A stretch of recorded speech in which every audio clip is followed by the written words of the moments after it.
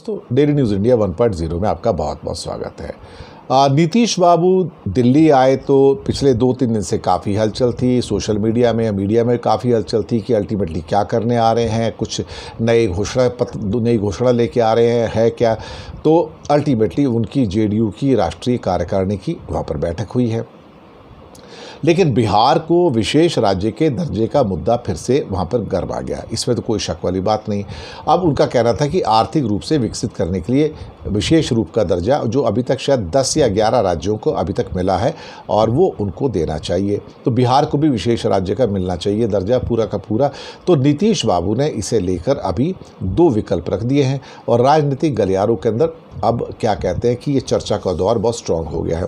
दूसरी बात, राज्यसभा के जो सांसद है संजय झा को नीतीश ने पार्टी का कार्यकारी अध्यक्ष बना दिया है। कार्यकारी अध्यक्ष। अब ये संजय झा की जो बैकग्राउंड है तो बीजेपी वाली है। अब ये अंदर की बात क्या है तो मुझे नहीं पता, लेकिन बीजेपी का आदमी जेडीयू का कार्यकारी अध्यक्ष बनेगा। कभी कभी बीजेपी की कई नेताओं से उनकी नज़दीकी की चर्चा भी होती है और इस बार जो खास तौर से जेडीयू की वापस एनडीए में वापसी हुई है मोदी जी के साथ में, उसके अंदर भी संजय झा की बहुत बड़ी भूमिका रही है, इसमें तो कोई शक वाली बात नहीं। अब नीतीश ने जेडीयू पे नंबर 2 बनाकर संजय झा को ये बात तो बिल्कुल तय कर दी है कि वो बीजेपी से कोई तकरार नहीं चाहते हैं, तो ये बात तो बड़ी सामने क्लियर हो गई। अब 6 महीने पहले जब नीतीश के नेतृत्व में बिहार के अंदर पहले महागठबंधन की सरकार थी तो फिर उसके बाद ये एनडीए में वापस आ गए।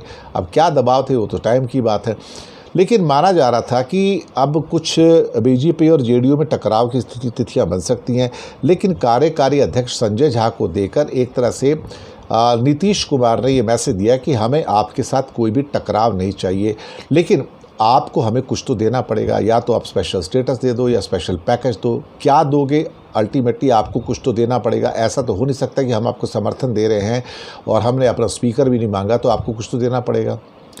तो सीतारमन ने कहा था पिछले महीने भी एक मीटिंग में, किसी राज्य को विशेष दर्जा देना हो तो वित्त आयोग की रिपोर्ट में इसका सुझाव आना चाहिए, तभी केंद्र इस पर आगे विचार करेगा।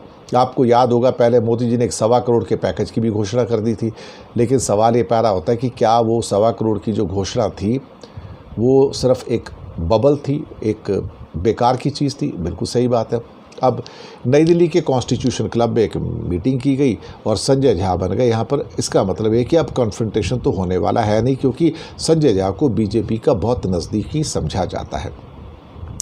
अब बिहार को अपनी चुनौतियों से निपटने के लिए और विकास के रास्ते पर आगे बढ़ने के लिए ये मांग तो है, या तो स्पेशल कोई दर्जा दो या भैया कोई हमारे कोई अच्छा बड़ा पैकेज दो।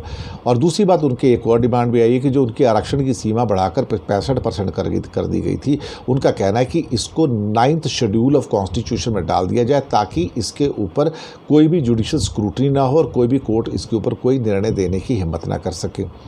दूसरी बात, नीट के ऊपर भी कहा गया कि इस परीक्षा में गड़बड़ी होने से छात्रों का विश्वास डगमगाता है, इसलिए परीक्षा को निष्पक्षता के साथ कराया जाए।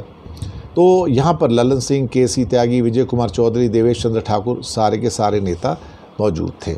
अब वैसे संविधान के अंदर किसी को भी स्पेशल दर्जा मिल जाए राज्यों को, तो ऐसा तो कोई भाई ऐसा प्रावधान तो नहीं है, लेकिन उसके बावजूद भी कई राज्यों को जो है वो छूट मिली हुई है।